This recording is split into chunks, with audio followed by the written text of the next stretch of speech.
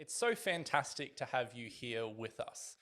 We're really excited tonight. We actually get to share some of the new developments we as a college have been making to try and bring better products to you as our student body and all potential students in the future. And tonight the focus is things like counselling, trauma counselling, professional supervision, social sciences, some of these really unique and special things. So we can't wait to, as the night goes on, hopefully answer a lot of your questions and just help you to make a really informed decision moving forward to help you with whatever you'd like to do in the future. Because as a college primarily, we are just absolutely convinced that God wants you to affect that kind of sphere of influence that you find yourselves in. And you know what? The world needs good Christian counselors, good Christian psychologists, good Christians who actually just care and know how to care well. So what I've got here tonight is I've got our panel of experts, which is really exciting. And how about we go around and introduce them? But before we jump into that, what I'd really love to do is, because there's so many people here from all over Australia, wherever you may be, or even if it's actually somewhere else in the world, I'd love you to chuck or throw your location, wherever that could be, in the chat, whether it's in Melbourne or Brisbane, like where I'm from, or maybe it's in Cairns, North Queensland, or you might be, who knows? We've got people from Tasmania here, which is really exciting. Sydney, some wonderful people from all over the country. So look, it's good to have you all here. We're a national college and we've got people from all over Australia here on the panel tonight as well. So first and foremost, let me first introduce us to Dr. Rebecca Loundar. Dr. Rebecca has been running actually this whole kind of school for quite a while now. She's very well experienced in this, very well sought after in this field. I mean, she's also still a practicing in this field as well. So she works a few days a week in a practice, her own practice. So Dr. Rebecca, please come on down, introduce yourself and let us know about you. Hi everyone, so I'm Beck Loundar. I'm head of school for, well, we're now Health and Human Sciences, but typically we hold the counselling programs, chaplaincy and our broader social science programs. I'm in my 5th year at the college, and as Chris said, I work as well as a clinical psychologist in my own practice, and yeah, been in the field for around 25 years now, and really love the opportunity of working with Katherine, who you'll hear from in a moment, and our broader team. And we're just really glad that you've come on this evening. So thank you. Thanks so much, Rebecca. The next person I'd like to introduce you to is Katherine. Katherine has been working with, as Dr. Rebecca said, for quite a while now as well in our team. So Katherine, please jump on, introduce yourself and tell us what you do around the college. Thank you. I'm Katherine, so I hold a lecturing position at Alpha Crucis Social Sciences, now the Health and Human Sciences. So I've been working on the team with Beck now for 5 years since we started rolling out the program. So it's really exciting seeing it grow and develop, and more students coming on board, which has been fantastic. And so seeing them through not just learning about counselling or chaplaincy in those areas, but also on placements, which is really exciting as well. I also am a clinical psychologist and have a private practice that I'm also involved in as well, and assist local churches too, and some of the work that I provide there too, in wellbeing and so on. Amazing. Thank you so much, Katherine. That's, again, what an amazing kind of background, and definitely an expert in the field. So thank you so much. What we actually thought, we wanted to bring a third person along to tonight, which is actually one of our students. So let me introduce you to Pastor Brad. Pastor Brad, come on down and let us know who you are and how long you've been with AC studying for. Well, thank you very much, and it's glad to be here tonight. Yes, I've been studying with AC since 2019. And I've come with a background of about 20 years experience in pastoral ministry with several different roles, from lead pastor to area chaplain, looking after 17 different chaplains. And so currently I'm studying the Master of Arts, specialising in counselling. And I'm very, very glad to be here tonight just to share a little bit more about that. Great. Thank you so much, Pastor Brad. Well, look, how about we jump in and let's start to ask some of the questions that I know you're burning to get answered for you. Look, first of all, as a college, we're kind of really convinced that we're here to equip Christian leaders to change the world. Now, we've actually heard, though, a few phrases about counselling, social sciences, psychology already thrown around tonight. And to be honest, Beck, Catherine, Brad, I'm a little bit confused. So how about help me out? What is counselling specifically, which we're trying to kind of explore a little bit about tonight? I guess counselling is looking at the way in which we support and help people. It is different to psychology, and Kat's going to mention a bit about that soon. I guess counselling is equipping people to be able to work alongside others, to help them to understand possibly some of the challenges or difficulties they're experiencing in life, and also how to work through those in practical ways. I guess counselling is really important at the moment, or it's really important to study in the area of counselling, because when we're coming alongside anybody and the way in which we would care for them, it's so important we consider we need to develop skills to be able to do it effectively. We need to be able to work competently as counsellors and be able to come alongside people to help them sometimes in their most troubled time. It's really important we're doing it in ways that have been proven to be effective and what we call evidence-based. And that's part of what we do train at AC. So what you're saying then, Rebecca, is kind of counselling's actually just as important now as ever. It's maybe even more important in our kind of the emerging world that we're finding ourselves in post-pandemic, the social media revolution. And would you say that counselling is kind of more important now than ever? And if so, really why? I think, and I'll share a bit and I'll let Kath jump in That's as all well. right. Yeah, thank you. I think that as well, like, extending from what Beck just said there, is that worldwide mental health conditions are really on the rise, and it's representing an increasing burden that impacts on all areas of life, so study, work, relationships, general health. And as you mentioned there as well, that due to the pandemic, we've seen a real substantial increase in help seeking. So there's just a real growing need for qualified people who can work across the different sectors, to adequately respond to this demand.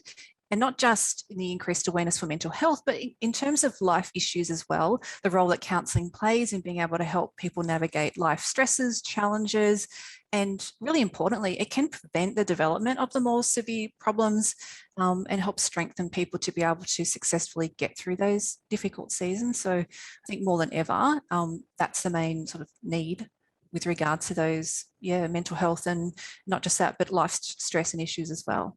Yeah, and like Catherine, like I know growing up, like I grew up in central Queensland, so I'm a kind of a country farmer boy at heart.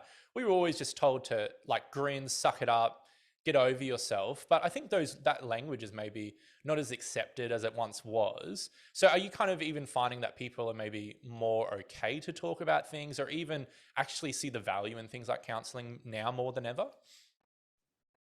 Absolutely. I think that, yes, there can still be certainly stigma. There can still be some resistance to seeking help at times, but more and more there is, certainly through campaigns and through different avenues, whether it's churches, ministry groups, and so on, to really help identify that it's actually okay to seek help, and more organisations actually having that sort of built into their structure and having that service through pastoral care or other wellbeing services. And the more that we are sort of talking about it and providing those options, then certainly people are more likely to actually seek that help. So certainly it is improving.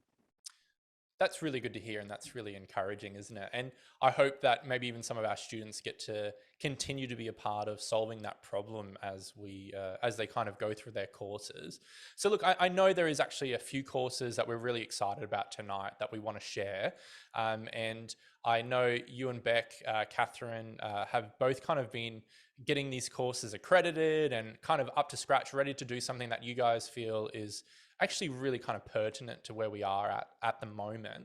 So I'd love you to, let us know, what are these kind of new courses that you're excited about, that you want to tell people about? How do they look? What are they about? We've got a range of courses. So there's our bachelor program, which we've had for some time, and that's a Bachelor of Applied Social Science. It's an undergraduate award. People can choose to specialise or do a major in counselling, chaplaincy, youth work, chaplaincy and pastoral care, through to a general social science or cross-cultural studies. That's an equivalent of we've got this up on the screen now, it's a 3-year award. that people can choose to do. Our postgraduate options is where we've seen a lot of growth. And obviously just in the past number of months, we've had these courses approved. So we will be running, we've got a Master of Counselling, which is a 16-unit award, and that's 2 years full-time equivalent. Obviously, that's if you were to do it full-time. However, people most often choose to do it on a part-time capacity, which is fine as well. And again, that's the course that people can then, and we'll chat later on as well, get accredited through Australian Counselling Association to actually practice as a counsellor. We also have like an introductory, I guess, course towards counselling. It's an 8-unit award called a Graduate Diploma of Counselling. It's a 1-year full-time equivalent. And it contains the first year of the Master of Counselling, the units that are within that. And that can be a really great way for people to see if counselling is for them. But it would also equip possibly pastors and people in ministry with some really great like theoretical information and skills to be able to work, being very mindful of the well-being and needs of others and bringing support to people. We then also have 3 graduate certificates, and these are just really exciting because they offer so many, a broad range of options for those that are just starting out, right through to those that have been working in their respective field for a certain amount of time and want to upskill. So we've got a Graduate Certificate of Wellbeing Studies that is quite introductory to the world of, I guess, social science and care for people, chaplaincy, counselling. 4 units, and again, 1 year full-time equivalent. Sometimes people can do that one in 6 months if they wanted to. With the next 2, they do take a year to complete due to although it's sort of like it's nearly it's part-time, you can do it full-time as well, but it allows for the growth and the development of the individual while they're working through the content. So we've got a Graduate Certificate of Trauma Counselling, and that's for people who are experienced in the field already and are wanting to upskill and reskill possibly, and to be more, I guess, skilled in the evidence-based practice around doing trauma counselling work. Again, given the space that so many people are in at the moment, we see there'll be a great demand, I guess, for people to be able to receive support in relation to being impacted by trauma. We also have the Graduate Certificate of Professional Supervision, which again is a 4-unit course. And this actually equips people to be trained in skills and professional supervision. It includes their practical element in that as well, which is required to register with different supervision associations. And our application's in with the Australian Association of Professional Supervisors at the moment. Wow. And for accreditation. And there's just, I guess, there's some really great units within that, just that really skills and makes people ready to be a professional supervisor, which is needed in many different sort of health and ministry areas at the moment. It's a way in which we can ensure that we keep well and stay well. So that's a little bit an overview, I guess, of the different courses we've got. They all look really amazing and really needed for where kind of we're at the moment. Mm-hmm.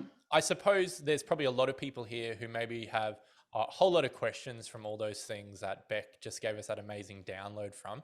If you do have any questions, please throw them into the Q&A function down the bottom, and we're actually going to try to get through those questions for you tonight, so we can answer those questions there for you. So type them into the Q&A function and they'll pop up and we'll be able to answer them. So look, let's get started with a few of these questions. So you did mention that some people are kind of jumping into the master's programs, and these graduate certificates specifically are kind of like an easy way for us to maybe dip our toes in the water of higher education study at a master's level and things like that.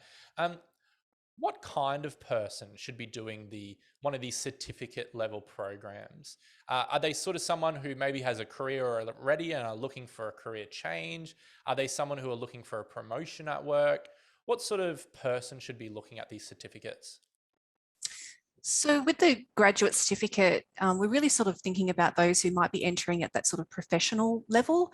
They might already be working in the field, for example, as a chaplain, counsellor, maybe a healthcare worker, pastoral or ministry work, where they might wish to upskill So really learn how to support people more effectively, ethically in a particular area. So for example, trauma would be very important to really understand what that involves in terms of trauma that people experience and how to better support them, as well as the one that Beck mentioned around the professional supervision. So those who are already trained and experienced, again, could be a counsellor, ministry and chaplaincy, who really wish to now, and part of their experience and work or career, really engage in more of a supervisory role to then support the wellbeing and the service of those in the helping professions, which personally I think is a really exciting one to offer, as well as the trauma, but certainly being able to, as we recognise that helpers also need help, and that's very important that we're able to equip people who have the experience in the field, but who now can actually provide that support to others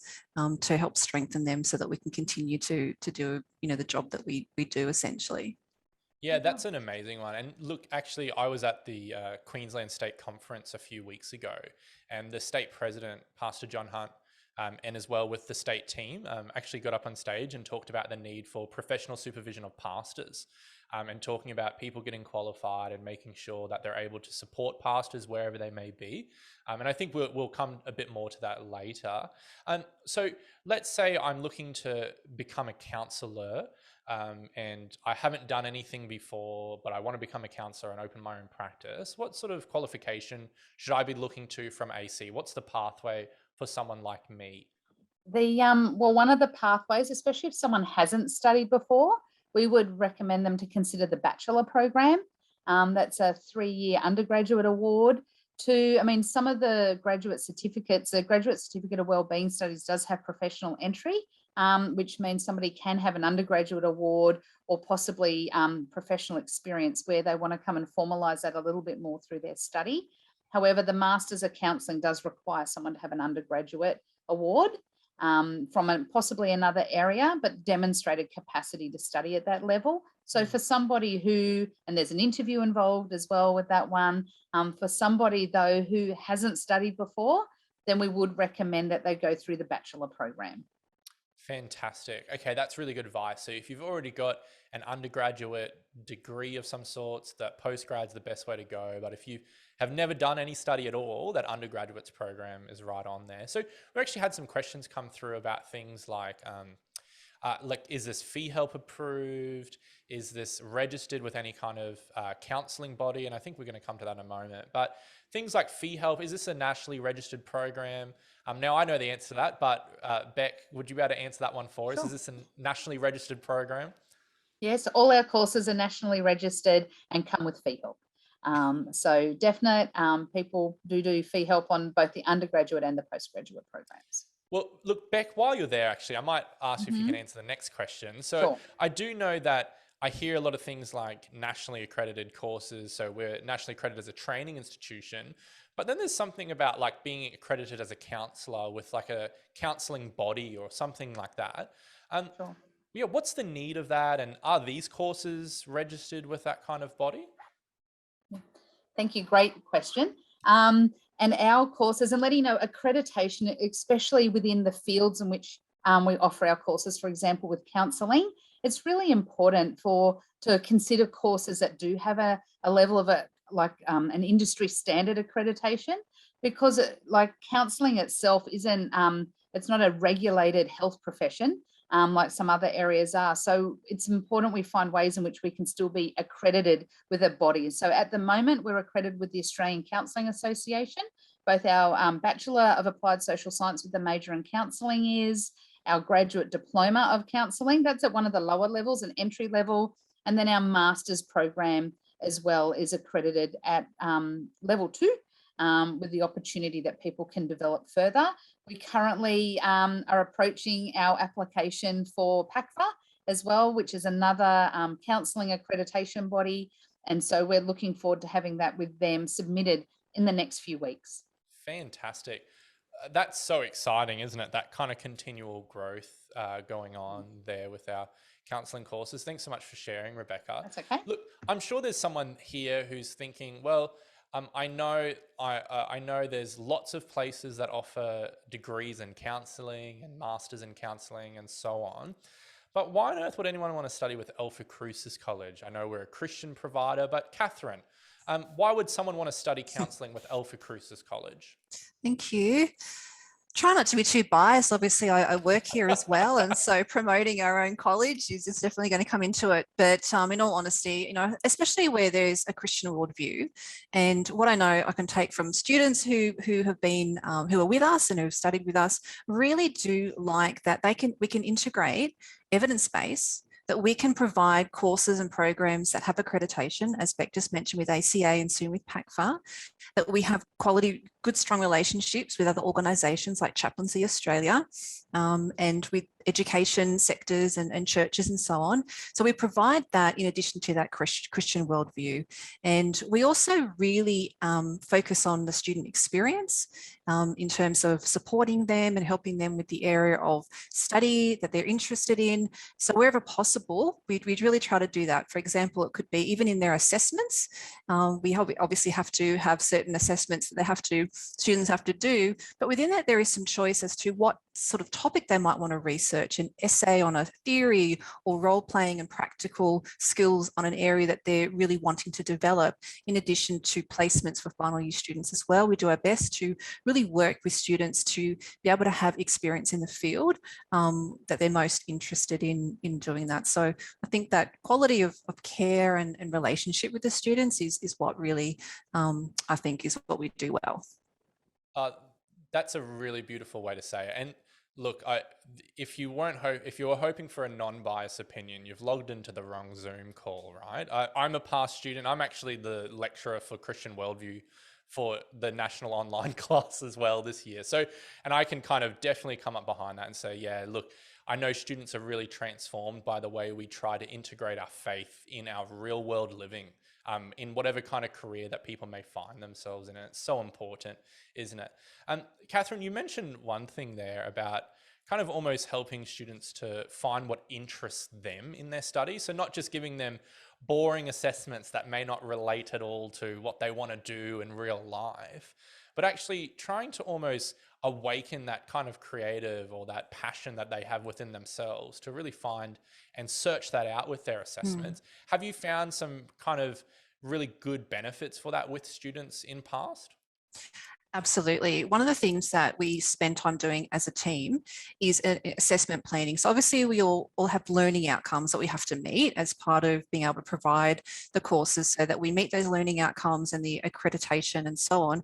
But we really do think about what practically students do need so that they're not just completing an essay or doing an assignment, but it really does meet their learning needs and their journey in a way that sort of they are either interested in doing, but also to make it a little bit more hopefully enjoyable at the same time. So we really as a team focus on how those skills and what they're learning can be applied to the real world. So that's essentially what we're thinking when we are designing those sorts of assessments. And look, that's what an encouragement, I think, to anyone who's hoping to maybe study counselling but are a little bit worried that it could be boring or not make sense to what they actually want to do. But it sounds like you and the team have actually really considered how is this going to apply to where they're at in their real life situation to make those skills as transferable as possible. We were in a prayer meeting, all in staff prayer meeting today, actually, and one of the head of actually one of the academic side of the college said that all of our students are like VIPs to us. So I think what Katherine's saying is something that we do take throughout all of our courses here at ACN. It's really important to us. And on that, how about we hear from one of our students, actually, Pastor Brad. What a segue. Pastor Brad, you've been with a student with us since 2019, you said. So first of all, give us a brief kind of maybe, how have you found studying with Alpha Crucis gone for you so far? Yeah, so I could echo what Katherine has said. After quite a number of years of me not doing formalised study, I found the team and staff there were extremely helpful to help me understand exactly what it was I wanted to do and design a pathway that was specifically for where I was going. So for me, it was just I dipped my toe back into the water in the academic studies for the first 6 months. And during that time, I recognised that after many, many years working in pastoral ministry, I wanted to help other pastors. And so I wanted to head down that path of becoming a pastoral supervisor. Now, at the time, AC didn't have the accreditation for that, but graciously they encouraged me to continue to do that. And so I went and did that course with another organisation. Sorry to not be promoting AC, but that's what happened. But then, as a result of doing that course and starting doing supervisor just as a trainee supervisor, starting to do supervision as a trainee supervisor, I realised that I needed many, many more counselling skills just to support and assist. So I approached AC again, and they wonderfully allowed me to continue on with the Master of Arts specialising in counselling, which has been entirely helpful for me supervising other ministers and chaplains and so on. It's been really, really great. What a wonderful story, Brad, of your kind of journey with Study with AC. And just to let you know, if there's any other courses you'd like to do, we'd love to welcome you to come and study any of those courses as well, of course. But I think, like, as a pastor, I think you said earlier, and please correct me if I'm wrong, that you've been in ministry now for over 20 years or so. Having so much experience like that, were you maybe a little bit nervous to kind of study counselling, almost maybe even thinking, and if I can be so bold to say that, oh, I don't need to go study counselling, I've been doing this for 20 years. Was that ever in the conversation with yourself? And if so, are you still glad you did? Has that changed? How has that kind of outworked? So just between you, me, and the gatepost, I was just there are other people on this call, Brad. I just want to make that clear. Yes. There was some time where I thought, I wondered if I really do need this. I've been doing this work for a long time. But the reality is that in working with people, you kind of get into a bit of a habit. And as a pastor, you do a lot of pastoral care. And look, probably one of the areas was when I started helping people with their relationship, in particular marriage work that I would do. I did a lot of pastoral care with them, and I believe I actually did help people journey through some of the issues that they encountered, as we all do when we're involved in marriage. But after starting the counselling course, I realised that I had done a lot of pastoral care, but probably hadn't provided a lot of helpful strategies to actually resolve issues and map pathways and give skills where couples could actually learn to not only deal with their own specific issues, like partner A might have a particular issue, partner B might have a particular issue, and I might learn the skills on how to deal with them. But then I learned something really important, is that in every marriage, there's also the marriage itself, which is an entity in and of itself. So you might have a husband and a wife, but the relationship in and of itself needs work as well. And so as I began to learn that, I realized that there was other principles and strategies that I could learn to actually really help people unite together and get the most out of their marriage and their family as a result of that. And I never would have learned that. And now we do a lot of work with I do a lot of work helping couples, and I'm so glad that I've learned a lot of those strategies to be able to provide tools and helpful skills in relationships. Yeah. Thank you so much, Brad. And really, like what you're saying is that kind of that studying counselling has actually equipped you and helped you to be an even better pastor, which is just so amazing. And to potentially have helped relationship after relationship, which I think is just such a beautiful testimony to what maybe pushing yourself and choosing to get a little bit uncomfortable, like you kind of mentioned, that even going, hey, I've been doing this for 20 years, but being committed to continually grow and get better at something. And I think that's such a beautiful, what a beautiful testimony to that, Pastor Brad. Is there another moment maybe, like I know at the start, Katherine even spoke about things like mental illnesses with young people and in church kind of congregations and congregates.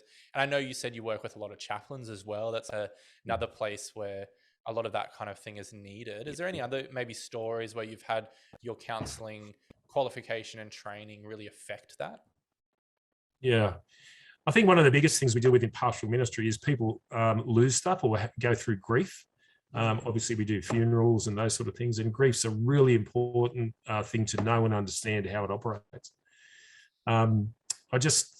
Once again, in pastoral ministry, pastorally caring for someone is different than helping them, counselling them and helping them with the strategies and the tools they need to cope with and manage and resolve a lot of the issues they go through with grief. And so I think one of the things that I learned too was in the counselling was oftentimes we say, we go through a grief or a loss, and we might encourage and partially care for people during that time and use terms like, it's going to be better. After a certain amount of time, things will be a lot better. And we kind of downplay actually going through all the emotions of grief and actually dealing with them and processing those things. And through my counselling course and learning about grief, I began to understand that rather than the grief actually getting smaller, our life tends to grow bigger around that grief. The grief may change slightly, but we learn different coping mechanisms and different ways to deal with it and process it in our life. And our life becomes bigger and stronger and greater because of the grief we've suffered, if we know and understand how to process it and go through it. And the counselling course that I've done has given me the tools and the skills to be able to help people along that journey and map a better pathway so that they can, their lives too can become greater and bigger as they grow around the grief that they experience in their life. Yeah, wow. Thank you so much, Brad. What a wonderful way to kind of change the perspective on that situation. And that's just so well put. And I'm so glad that your studies has had such amazing effect on your career and what you've been doing, Brad. So thank you so much for sharing. It's wonderful to have one of our students here along with us. So I suppose following on from what Pastor Brad shared, being a pastor in a local church and how counselling skills and these qualifications has helped him, maybe what are some other qualifications, what are some other roles that our students have had, Beck or Katherine, that maybe the counselling course has actually helped them do better at their role, whether it's like a teacher or even like a mum or a dad or any of those kind of things? What's maybe another role, another work environment that's benefited from these courses? Katherine, I think your mic's unmuted. Yeah. That's okay. It's hard to find. We do have quite a few ministry students, so it may take electives as well in our courses, and that is actually quite popular. So learning about, for example, we've had those that are studying ministry or have been pastors that want to understand topics that they don't really get exposed to or trained in, such as understanding the area of addictions, for example, and how to understand what's happening for someone who is actually experiencing a substance abuse or other sort of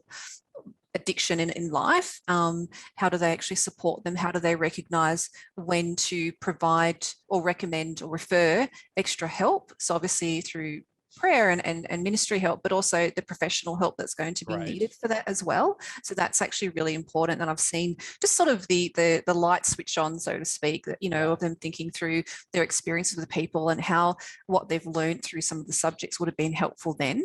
In addition to understanding, human emotions, human lifespan as well. So actually, whether it's with teachers or those in ministry, working with people, knowing what's actually happening in someone's life at a certain point of their development. So really understanding, particularly for young people, those that may work with young people and youth workers or leaders and so on, what's really going on in terms of the adolescent brain, their importance of forming identity, the importance of good people in their world and so on.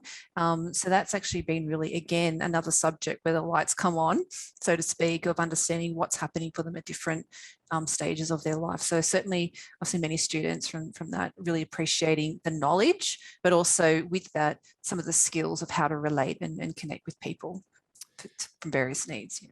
Look, if you can do anything to help people understand teenagers, I think you're doing God's work, Katherine, that's for sure. But what an important thing. So these courses are kind of actually helping people who are in education and teachers, social services, pastors. So it's actually covering quite a wide gamut of people. And I'm sure it's actually applicable to even more industries as well, as we kind of even are introducing those additional courses and things like that. And that's just so exciting, isn't it?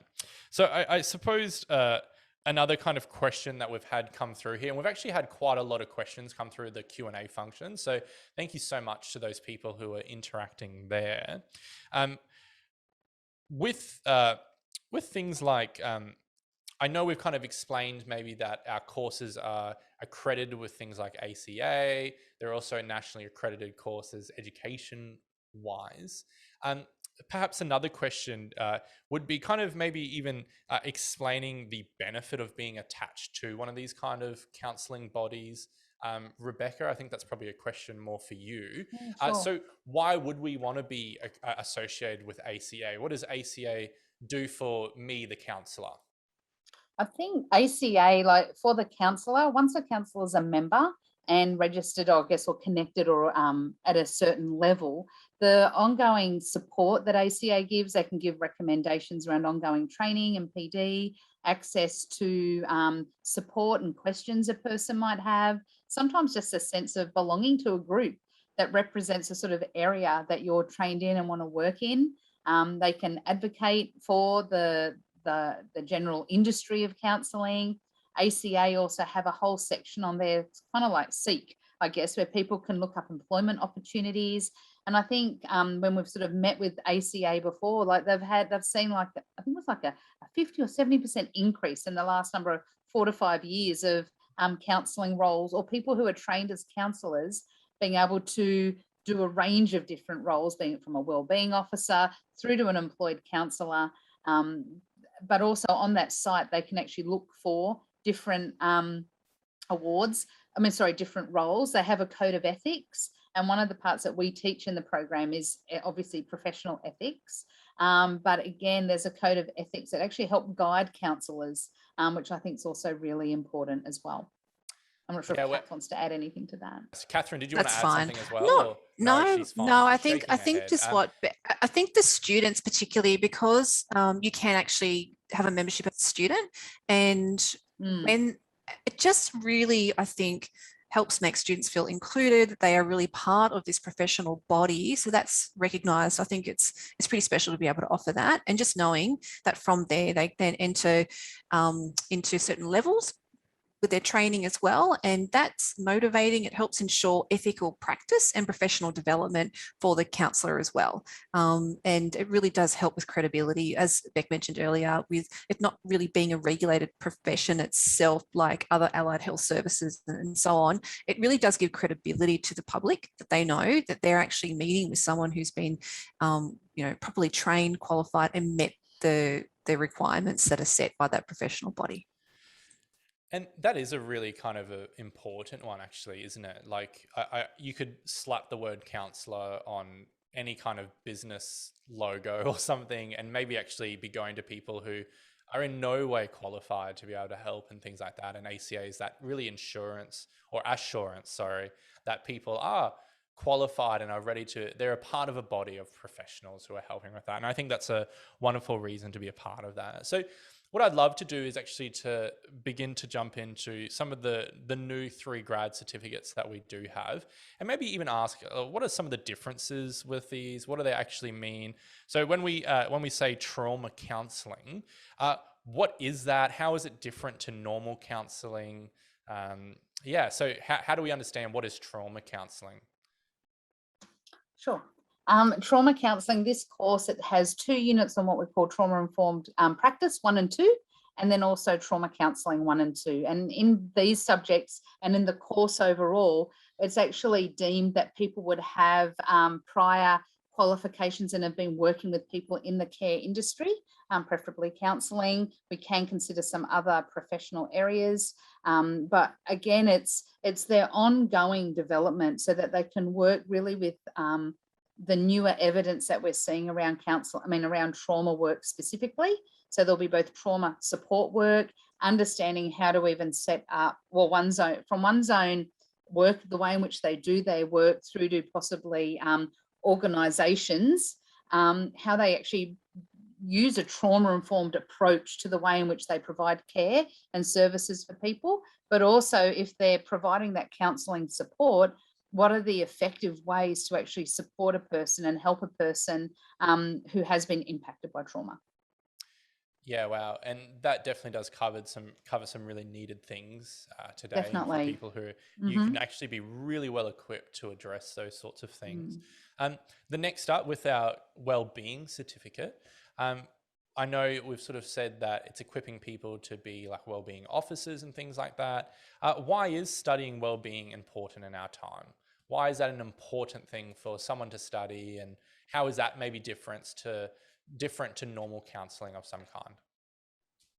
Our graduate certificate of wellbeing studies, it's really been developed as a professional entry award for people to really sort of start to understand the world possibly of social science through chaplaincy, counselling, introductory type units around counselling, but more so around wellbeing and the wellbeing of individuals, the wellbeing of families, communities. So it's quite a flexible award. There's one core unit and 3 other social science units that a student would choose or select related to their area of interest. So for example, if I was going to be a wellbeing officer in a school, or I might already have my Bachelor of Education, for example, and someone might want to upskill and take units that's going to equip them to work in a school environment. You might also have somebody who's working in ministry. He says, I want to understand more about mental health. I want to understand, even like Kath mentioned before, around addictions. They might choose to do the award, and they might do like the first core unit, and they might choose mental health, addictions, and another unit, for example, that's going to equip them with evidence-based and up-to-date information to actually understand these topics that might be affecting the way in which they work. Sometimes, so teachers might do it, people in ministry might do it, somebody who's been working, for 5+ years in a specific industry, and they're saying, I just really want to become a little bit more equipped. And again, and also it can be an introduction for them to see, is this an area of work that I actually feel I might be passionate about or possibly called to, and that we actually consider that as well.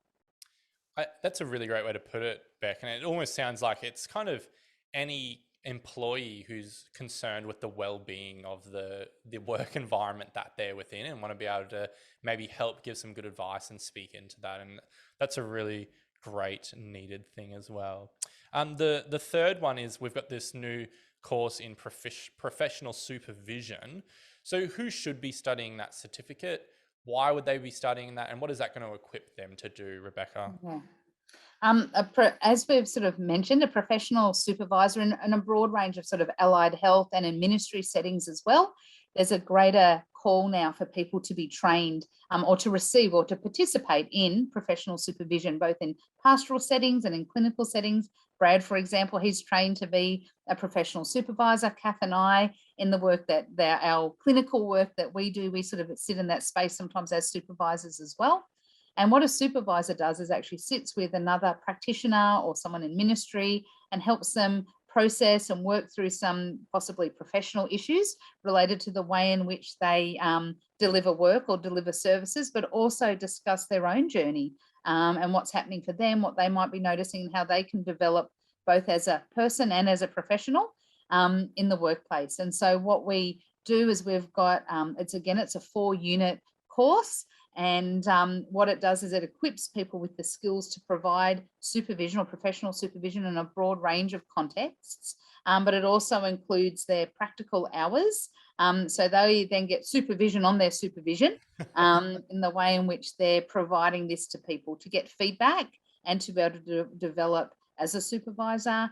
And we're working closely with another a supervision professional from Scotland, actually, who's been working with us in the development of the program.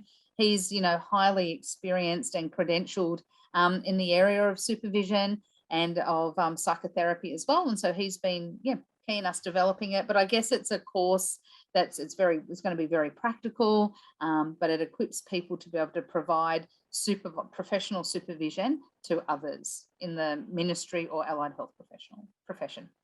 Great. Thank you so much, Rebecca. What I want to actually do is you kind of just mentioned those practical hours as a part of that course. And I'd love to jump into that in a moment. But before we do, I might just hit a few kind of quick questions for anyone on the panel if they want to answer. Number one of the questions we've had come through here, which I'd love to answer is, and maybe Katherine, I think this might be best for you. What sort of support, and let's do these quick and punchy, what sort of support does an online student get when they study with Alpha Crucis? Yeah, that's a good one.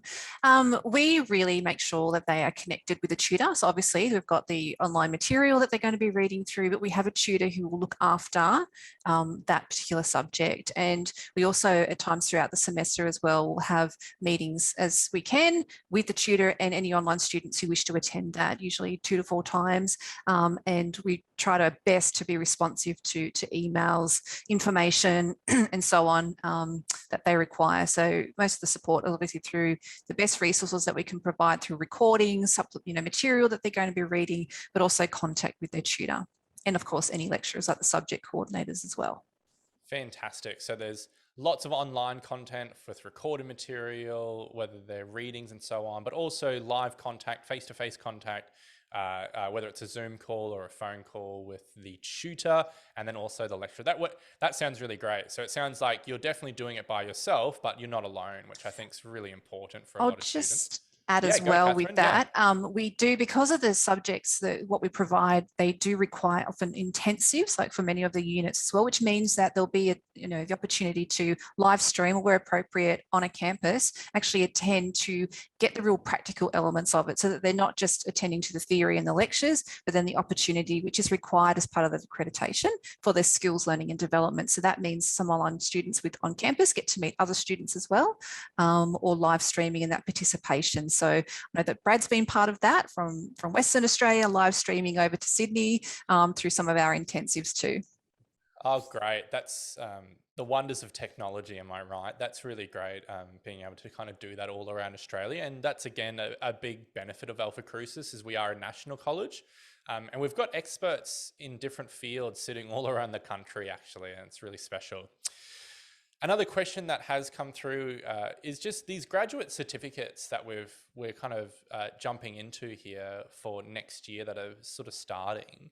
Do they actually count towards the master's program, Rebecca? Or are they just standalone things, or will they down count time off a master's if you wanted to continue on with that? Yeah, it depends as well as what previous possibly study a person has done. That's something that we need to consider. Some of them, the Graduate Certificate of Wellbeing Studies can in some situations count towards like either the graduate diploma or the master's, depending on what else the person or the student might have studied previously. So we do assess that on a case-by-case basis, along with the accreditation rules of the award. And then often somebody who is doing the grad cert of trauma counselling, they're already a counsellor. So most often it would be going as they've already got that credential before they move on to the graduate certificate of trauma counselling. Of course. But the graduate diploma of counselling, can count. Sorry, the graduate diploma of counselling can count towards the Masters of Counselling. Yes. Great. So that's kind of the pathway there. If you wanted to go along that pathway of stepping things up, is that graduate's diploma into the Masters.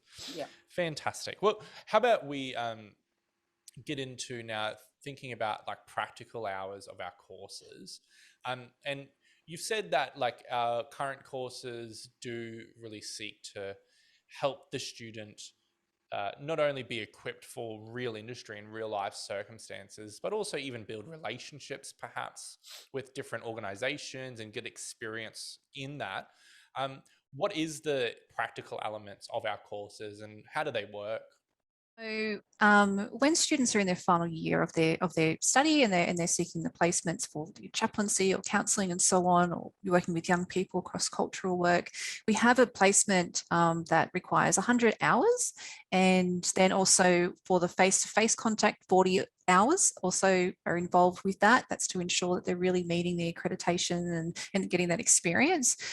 We offer that at Alpha Crucis itself. So we have a wellbeing centre where our counselling students, our interns are providing counselling services to current students, which is really exciting, and on one-to-one.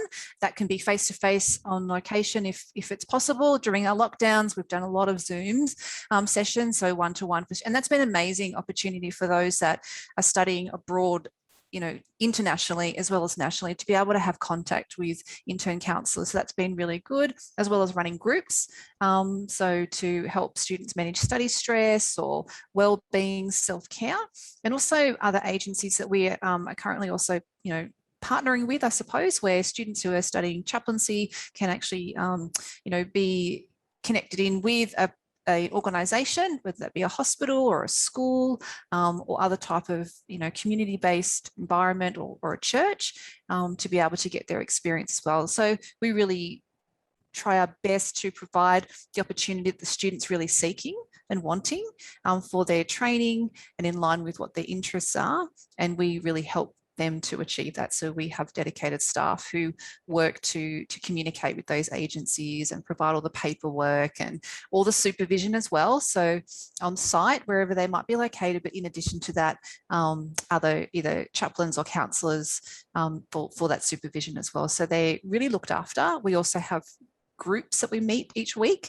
to supervise them and talk through their placement experience as well. So we certainly do our best to really journey and see the student feel supported and strengthened during that process. It really sounds like the students are actually supported every step along the journey. Look, I'm not a counsellor at all, but I could just imagine how terrifying it would be to jump in a room with someone for the first time and all of a sudden an issue comes up. And I think it's wonderful that we're really getting in and supporting those students wherever they're at in that location. Have you maybe come across, Katherine, and this one's for you, like some students who have been interested in maybe some interesting areas that you've helped them connect with a specific business or a specific maybe workplace, work environment to be able to do those supervision hours? Yeah, absolutely. Again, for example, we've had students who wanted to meet with a particular psychologist and person who provides wellbeing services at a school, which was interstate, and that student was able to actually go from Sydney to there and spend time on the ground at the school with the supervisor, and so really being able to work with her. So first of all, being able to be in the room together to learn the ropes, and then over time just build up the skills to work one-on-one with the students. We've had some who've also wanted to work right in the community, so really getting experience working with sort of a community or charity sort of organisations where the doors were open to all sorts of different types of people with high needs, and being able to equip them there. We've also had what other situations I think of, like schools, again, different types of schools, church settings, being able to support the ministry, the work that's done there in terms of pastoral care. Specific area I can think of was working with domestic violence, so women who were seeking support and being looked after, were really providing that sort of care one-on-one for ladies, as well as in terms of group sort of programs as well. Yeah, fantastic. That's really, sounds like we've had students kind of do a little bit of everything, which sounds really fun, and it's really great to hear. I'm going to do 2 quick questions, and then I'd love to talk about study methods briefly, and then we'll finish off in prayer. I can see we're coming to the end of our time here tonight. We've got about 6 minutes left. So 2 really quick questions. The first one, let's throw that one over to you, Rebecca. If someone has got a Bachelor of Ministry or Education or just a normal bachelor as their undergraduate, can they go straight into the Masters of Counselling program, or do they need to go via a different pathway? They can apply for the Masters of Counselling with that kind of bachelor, and we look at the their statement of purpose, but there's also an interview and some referee checks that we do there. So depending on the person's where they're at and what their journey's been like, we sort of discuss with them if it's straight into the Master of Counselling program or if they might want to start in the graduate diploma of counselling. And then as they go through that we review their progress, see how they're going.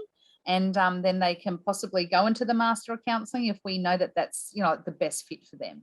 It's also being open that some people start on the counselling journey and find out that for themselves, they really want to be a chaplain or possibly work in some other area in the community or support work, overseas sort of cross-cultural related work. And again, the beauty of our courses is that we're like, as our team, we're here to support our students. And then we also want to be able to spend time to sort of review their progress and give feedback into how we sort of see they're going maybe in different areas as well. Wonderful. So it's that really kind of actually quite boutique approach to making sure the student's really getting what they need. The last thing you want to do is to do a 2-year course and realize it's not what you want to do by the end of it. So that's a really good way to approach it. Another question that we do get quite a lot come through, we've had a few emails and things like that come through on this one, and I might throw this one to you, Katherine. What is there, the dirty word is RPL. Is there an RPL process? Is there something like that people can get RPL entry into the course? I think that often gets confused with the word cross credit, of course. But yeah, Katherine, what's those kind of approaches look like for people who would like to apply? Do you know what? I really would like to hand this over to Beck, if that's okay. Of course. Sorry, Katherine. I've That's thrown all you under right. the bus there. No. Rebecca, we're back at you. Oh, hey, thanks, Kath. Yeah, we both look at cross credits and at RPL, depending on what previous study and what previous experience that a person's done, the number of hours possibly in previous study. Because, for example, someone with a completed diploma can apply for some cross credits into a bachelor program. But if someone transferring from a bachelor program into a master's or a graduate level, usually there has to be the cross credit of the unit plus demonstrated experience as well. And so what we do is we discuss that with our students when they do apply for either cross credit or RPL. RPL stands for recognition of prior learning.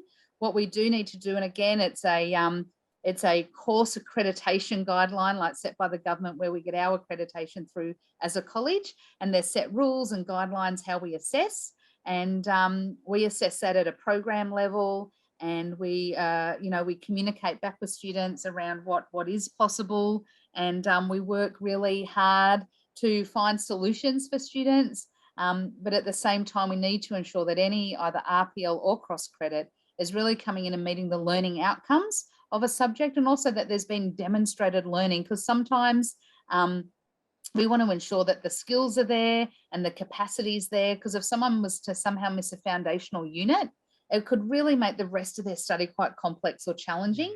And so we just sort of look, and knowing though that we're not we want to work with the students or the applicants to find the best fit with all of those, like with RPL or with cross credits. However, we do it specifically to the guidelines that have been set for us and in line with the learning, which includes aligning with the learning outcomes of each unit. But submit it in the application stage. When you do apply, there's a section where students can upload transcripts, and sometimes there's an RPL form where there's a lot more evidence involved with an RPL form. But student services or the onboarding team can help with that, as can we. So really the best way then is when they do apply to actually note what they would like, and Rebecca's pretty much guaranteeing that they're going to do whatever they can to get you into that right level that's perfect for you and your situation, which I think is really good to make sure that you're ready to jump into counselling and to those courses at whatever level that might be. This is the last question before we pray. And Katherine, I hope I'm not throwing you under the bus with this one. But all it is what are the kind of study options for these courses? Where is it offered face-to-face? Where isn't it? Where is it online? Et cetera, et cetera. Could you go through that with us? And then Brad, I'm going to throw to you to close in prayer. We'll do that soon. But Katherine. No worries. Yep. So basically all of the above. Like we have courses or subjects that you can do online.